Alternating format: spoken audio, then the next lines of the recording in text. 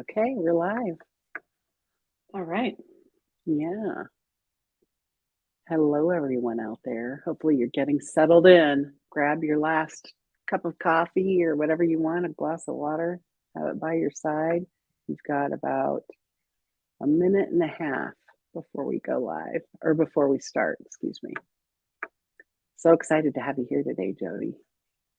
I am thrilled to be with you, Libby. We always have great conversations. I know, I love it.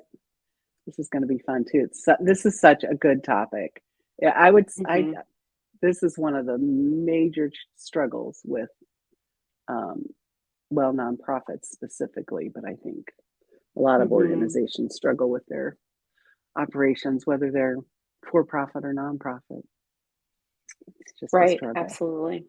Yeah. Yeah.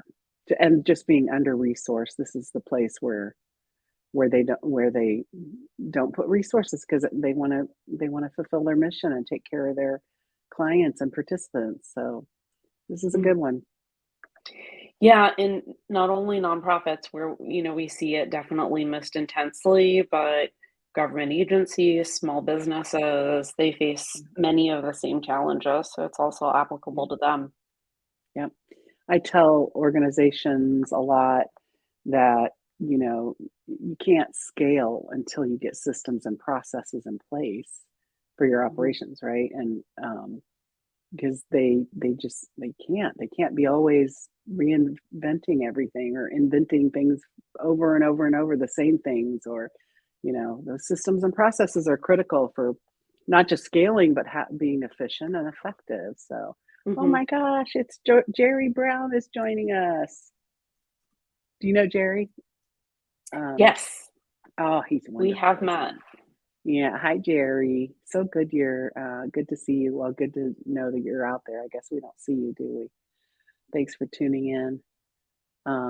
All right, we are going to start officially now. So, good morning, everyone, or good afternoon, or evening, or wherever you are. Good day.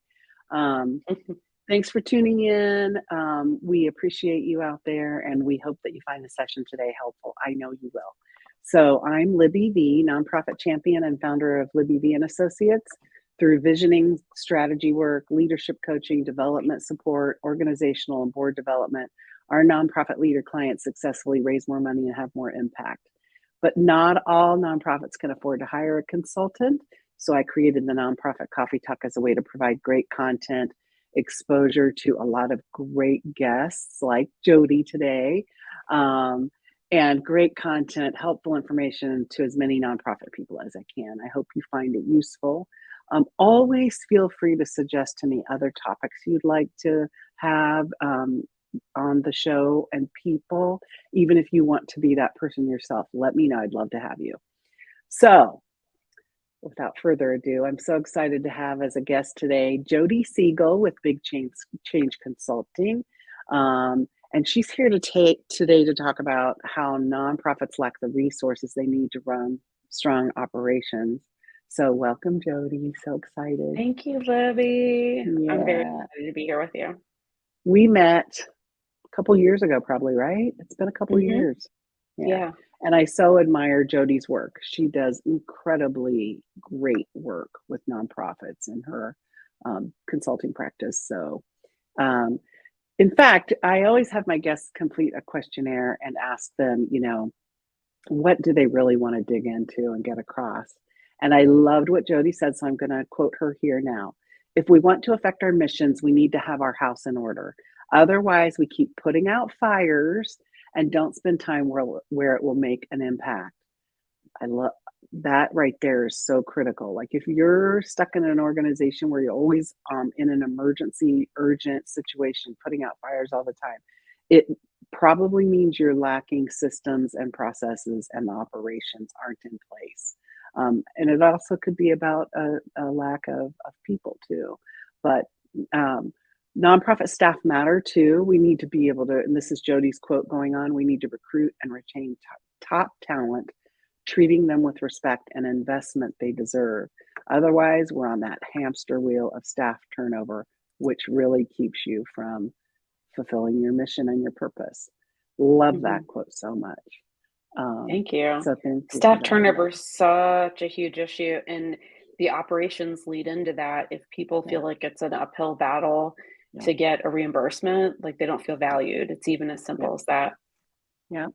And just that lack of systems and processes and good operations, it fuels that. You know, people can only be in the fight and flight adrenaline pumping through their body for so long and they burn out. And so that it contributes greatly to it. I think we often don't talk about that, you know, that is not a sustainable model at all, of the always putting out fires and not having those systems and processes in place, that Jodi Mhm. is really masterful at, helping organizations with. So Jodi Mhm. Segal is the founder and principal of Big Change Consulting, and she's been helping nonprofit organizations. And I love this. I love that you say this. Start up, gear up, and clean up their operations, HR, and fundraising. And she's been doing that for 25 years. After repeatedly witnessing nonprofits struggle with effective and efficient operations, Jodi recognized the lack of services to help. So she designed this unique scope of work for her organization, Big Change Consulting, to solve those problems. The benefit of Jodi's experience with organizations is that she sees around corners and designs streamlined solutions that last. She's passionate about partnering with leaders to solve operations challenges so they can focus on the critical work of fulfilling their mission. Beautiful. Welcome, Jodi. Thank you. And I'm I'm going to excited to be ask here. you a question to get us started. Sorry, my dog is going to bark, and I'll try to get this question out and then mute myself so you can answer. What are the common challenges and the challenge areas that nonprofits face in their operations? Yeah, that's a really good question. Because in the 3 years since I started consulting with Big Change, I've seen some real themes emerge.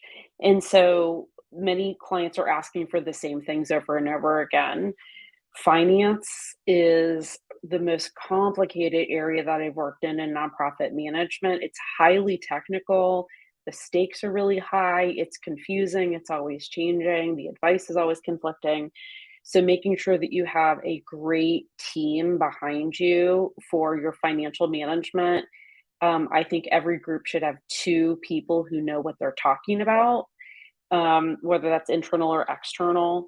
So some big topics that come up in finance are budgeting, both for the organization and for grants and projects. Banking is another topic that comes up a lot. Credit cards, specifically, a lot of nonprofits have credit cards that are tied to the executive director, and it's on their credit instead of responsible for the organization. The second big area that comes up is HR, and that is also a very broad field. So benefits are really confusing. They seem and are really expensive. Groups don't think they can get good benefits for an organization of their size. And often there's benefit opportunities that are less expensive than you think, or could also reduce your turnover and increase productivity. Staff management, knowing how to do good employee evaluations that lift people up and don't fixate on the negative but are growth oriented, identifying problems and addressing those when they rise instead of, and Libby's like a nodding a lot, um, addressing those Yes. and moving people into different roles or moving them out. I have put together what I call a cycle of accountability that says before you hold somebody accountable, you really need to make sure that you've communicated what it is you're expecting. Do they have the training? Do they have the resources? You know, all of those different steps before. Um, Yes, this is so Insurance, good. there's so many things. Insurance is mind boggling in how confusing it is. And so I just refer those to great insurance agencies and don't even try to answer those questions. Yeah, Fundraising is a behemoth. And then organizations are very frequently looking for different kind of service providers that they need that they can trust that are vetted. So those are the big topics that I see come up yeah. over and over and over again. Can you tick them off again for me? Just name them really quickly because it Yeah, was such a great list. finance, HR, insurance, fundraising, and vetted services. Yep. Love it. And you said one that we often don't think about, but it's one that I harp on a lot, which is you've got to address the roadblocks, challenges, and issues that are getting in the way of you achieving what you need to achieve and fulfilling your mission. And it's just a fact that I think everywhere, not just in the nonprofit sector, that's just not part of the regular cadence of things, and it should be a part of the it should be deliberate and intentional that you say, what issues are we facing in achieving what we need to achieve, right? And how do we fix it? Mhm. Fixing it is what doesn't happen. Often they talk about the same issues over and over and over and over. So Yeah. anyway, I wanted to put Well, people an get stuck on it because we don't know how to solve it. We yeah. don't, and I didn't even realize until I became a consultant how helpful consultants are, because I always thought as a nonprofit employee, well, we have to be able to solve everything ourselves. Hiring a consultant's really expensive. It's not going to be helpful. Yeah. And so, finding resources that are useful. And what I love about consulting is I get to work with and get the knowledge from all of the different clients. And in the last Mhm. 3 years, we've worked with in 50 some clients. Yeah. And so get to learn from each of them what works and what doesn't work and take that expertise and apply it to different organizations. Mhm. Yeah, it's great. It's so rewarding, and I think it's worth putting out there, because we often on this show talk about issues and challenges, and things in the nonprofit sector that often are unaddressed. But let's just let's just put it out there and say that nonprofits are are are are out to solve really hard social problems and social issues, and they are so focused on that. They're under resourced. Almost all of Mhm, them are, if not all of them, are under resourced to really do this. When you think about what nonprofits are and how we set them up in society and how they're funded and things like, it's a miracle they're ever able to do anything. And so there are just so many roadblocks to that, and operations are really critical in the mhm, sustainability of I mean, that's where the sustainability is. It's in those things that you just ticked off. That's what makes an organization sustainable. It's so hard. So if you're struggling out there in a nonprofit, you're not alone. Every mhm, nonprofit has these struggles typically. So I just want mhm, to take away the stigma of oh, we're performing poorly. No, you're not. You're just having the struggle that all nonprofits have.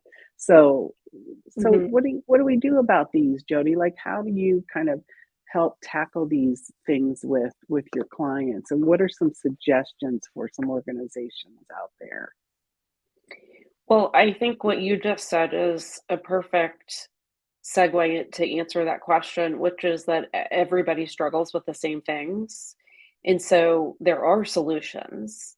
There are ways to address these issues, and they're not uncommon. And each organization needs their own special answer to issues because they're made of their own human beings and they're working in their own mission areas and their own location. And so things definitely need to be customized. But by talking about the challenges and sharing expertise, we can definitely make major progress. Um, Having folks on your team that you really trust, like I talked about, having two people in finance that you trust is a good example. So maybe that's your finance manager and your auditor, or maybe that is a board member who really understands your books and a contract CPA. It can look really different for different people, but you have to have people on your team that you really truly trust. Yeah. And for nonprofit executives, that's difficult because if we're being honest with ourselves, you can't really talk to your board because they're your boss.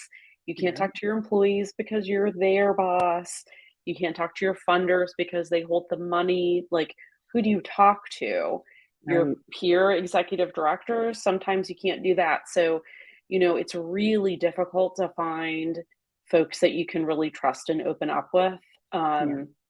So I think that that's really key for leaders is to find that circle of people that Yeah. they can lean on and Yeah. get expertise from when they need it.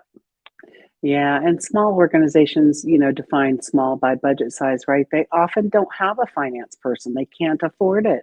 And so it falls on the executive directors. And sometimes those are founders who, you know, who just want to help, you know, in the world, they want to help. And you need people, right? You need people you can trust and rely on, Yeah. especially with finances for sure. Well, even the tiny organizations that don't have a, Hmm.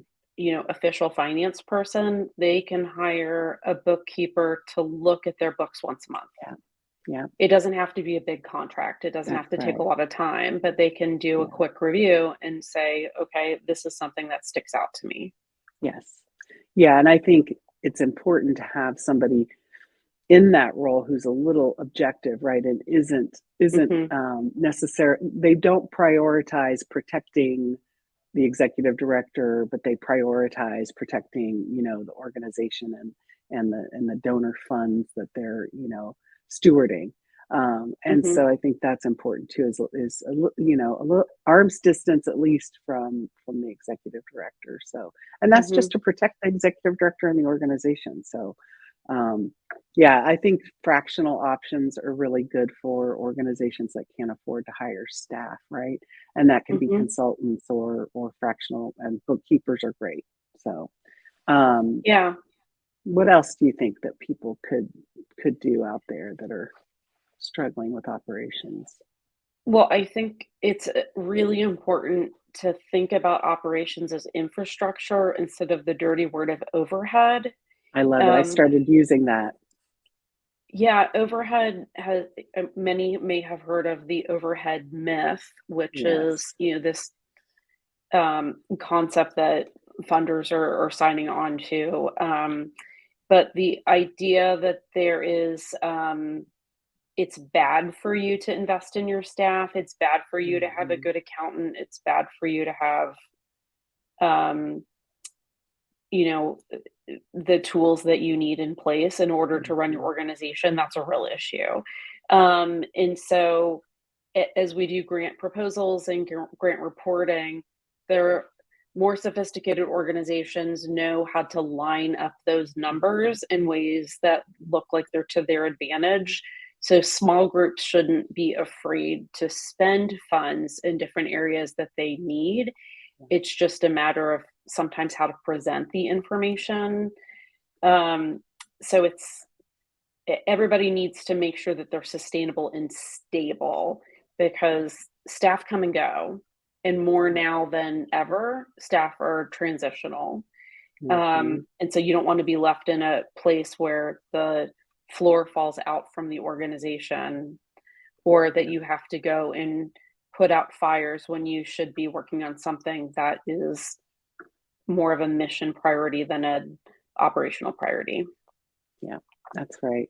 It's truly an investment, right, in time and, you know, well, all resources to put in place good processes and systems. Hmm.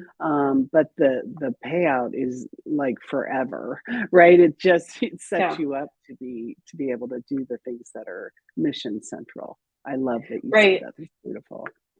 Well, it's true, and my clients need me less and less over time. So we start Mhm. off doing really intensive work, identifying a whole bunch of different issues that have come up that they're raising that I'm identifying as maybe a root cause or something they hadn't thought about.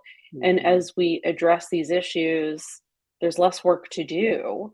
And Mhm. which I think is a great testament to getting the strength of infrastructure in place that it's working, Mhm. and they don't need to, spend as much time on things. Mhm. And Yeah. they have security that things are being done well. Mhm. um, and as an external entity, whether that's the IRS or an auditor or a funder or a board member or a prospective staff member, is they are looking at the organization, they say, oh, this is something I can believe in. This is a group Yeah. that knows how to do their work. Because as those folks look at the organization, their ability to run the day to day is an indicator of how well they do their mission work as well. Yes. Yeah, that's a really strong point, Jody. It's all connected, isn't it? It's all related. Um, and so, this is one thing that consultants bring to the table too, right? Is like you have these tools in your back pocket ready to, help implement them in an organization where for them to do it, it'd take way more time and effort, right? And often it just isn't going to happen. So talk a little bit about that. I think that that's so critical that, you're just able to help people right away start putting these systems and processes in place because you've put them together, right, in your practice. Mhm. So Yes, absolutely, and I love all of the comments that are coming in on the side here. People love it's the so good. infrastructure versus overhead and, having the stability. Someone's asking about, having a devil's advocate to help challenge and sharpen you. I think that's another Yeah. really great role that your team can play for you. Um, Mhm. so people are really understanding how important it is. Yeah, that's one of the things you get with a consultant. I did love that question, Gary. That was so good. I tell people, look, I play the devil's advocate with you because my job is part of my job is also to make sure that you aren't overlooking things or that you're like, what am I saying? Trying to say you have everything in place that won't get you in trouble, right? At a minimum, but that you're Mhm, also, I really push, to make sure that they're really excelling and not just at a minimum level. And I know you do the same. I didn't say mhm. that very eloquently. No, it made perfect sense to me. Yeah, you've gotta reduce your risk, but then also just sharpen so that you can be effective. We're Yeah. all in this for our missions. We didn't wake up in the morning and go, "You know what? I really wanna make sure that I have a great audit today." Like, Right. that's not what gets us out of bed in the morning. Nope. That's right. Or, that I've got the best, really efficient benefits. I'm gonna save 17 cents today. That's not it. That's But right. knowing that your employees are taken care of and that they feel valued and safe and that they're not Mhm. gonna have to spend hours figuring out, how something works and that they'll get their Mhm. reimbursements on time. And, HR and finance are so tied together. Yeah, Um, for sure. they really overlap for a lot of employees, and their satisfaction at work. And folks want to work places where they are valued and feel Mhm. valued, and they're working on missions that they care about and they can Mhm. make an impact. And if you're constantly filling out paperwork or your supervisor is asking you questions that you're like, we've already dealt with this, or you have to ask questions about Mhm. things that take you off track, that's no Mhm. fun, Yeah, and it's not gonna retain your staff. yeah. Yeah, and really, I mean, those are the most important people involved in your organization is your own employees and volunteers, right? They're your own people that's the most crucial piece of this. Of course, you have to have money, to Mhm, make that mission come true, but without the people, it's not going to happen. And we often, I think, overlook that in general in business and in including nonprofits. So I love that discussion too. Okay, so you want to talk a little bit about the rest, the insurance fundraising and the embedded services? yeah, vetted services, I call it matchmaking. Like, I'm Hmm. constantly making recommendations, based on what organizations need. Benefits, that's a big area where folks need help. Payroll too, and those things can tie together. Um, Insurance is so complicated. Nonprofits with boards need to have directors and officers insurance for each of their groups. And so, for advocacy organizations that have both a 501(c)(3) charitable organization and a 501(c)(4) organization, each of those needs to have insurance, which sometimes gets missed. Um, you also probably need some type of general liability insurance. Um, those are big things that get missed. Fundraising, there's so many things to talk about in fundraising. Being ready to fundraise instead of the throw spaghetti at the wall approach, making sure that you know what you're doing. You need help with strategy sometimes, that you know which approaches are going to be most beneficial to you. You can thank your donors. You can analyze the data, you know, who are good potential contributors and funders for your mission, Mhm. that you know how to articulate the work that you do in a way that is compelling to potential donors. There's a lot that needs to be done in the infrastructure and the culture around fundraising, in addition to that one little moment where you're actually soliciting funds. It's a whole life cycle and not just Yeah. a transactional approach. Right. Yeah. Sometimes sometimes fundraising becomes very transactional, right? Still, it often is very transactional, and you just focused on the money when what you should be really focused on is sustaining relationships and engaging people in a meaningful way in your organization so they stick with you and want to be involved. And we Mhm. often don't value volunteer work or board service as much as we do money, and that's also those are donations too, and we need to think of them that way. So that stewarding and engaging and all that is the most important piece in my book. And if you don't have that thought out ahead of time and systems and processes set up for that, then you shouldn't be taking donations yet. You should think it Mhm. through all the way through, like you said, the full cycle. And I've been around the block enough to have been through fundraising through recessions, fundraising through 9/11, and seeing that donors stick around, funders stick around with you when times are tough, if you have the relationship there. So it's really critical for your stability and your sustainability to have relationships. And so you may get a smaller cut in funding than others may. You may not lose funding. New donors don't come around when there is a recession or some type of Right. major financial crisis, but your current donors are more likely to stick around. Yeah. Um, Absolutely. And then in order to grow and better fulfill your mission, you need to be able to bring in new contributors and raise dollars, because you will have some amount of attrition. Folks move, their financial situations change, priorities change. So you Right. have to always be growing in order really to stay in the same place Mhm. financially. Plus, interest, Mhm. inflation occurs too, Mhm. so your dollar Mhm. doesn't go as far. Yeah, I think if organizations would just at minimum focus on donor retention, Mhm, then they would really reap the benefits of that and figure out how to retain, right? So retention across the country right now, I think, is at 40% is the average. So it's not like we're expecting you to get to 99% or something, but start paying attention to donor retention and see if you can't put in place some practices that increase your donor retention and watch that number, watch that donor mhm. retention number. It's Yeah, the important. easier you make it, the more your retention will Yeah. exist. So, like, if you allow people to give monthly by credit card, they'll it's usually a set it and forget it.